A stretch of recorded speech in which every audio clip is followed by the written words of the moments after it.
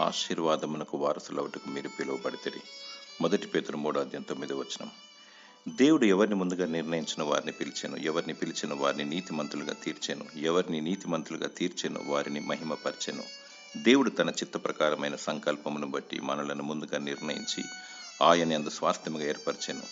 అయితే మీరు చీకటిలో నుండి ఆశ్చర్యకరమైన తన వెలుగులోకి మిమ్మల్ని పిలిచిన వాని గుణాతిశయములను ప్రచురము చేయి నిమిత్తము ఏర్పరచబడిన వంశమును, రాజులను, యాజక సమూహమును, పరిశుద్ధ జనమును, దేవుని సొత్తైన ప్రజలునై ఉన్నారు. You are chosen one. నీవు దేవుని కొరకు ఎన్నికైన వ్యక్తివి. You are blessed one. నీవు దీవించబడిన వ్యక్తివి. You are in God's plan. నీవు దేవుని ప్రణాళికలు ఉన్నావు. ఆయన బలిష్టమైన హస్తం క్రింద రెక్కల చాటున దాగియుండుము. నిందారహితముగా, నిష్కలంకముగా, పరిశుద్ధముగా జీవించుము. నీవు ఆశీర్వాద వారసత్వమునకై పిలువబడితివి. దేవుడు నిన్ను అంతం వరకు భద్రపరిచి ఆశీర్వదించునుగాక. ఆమేన్.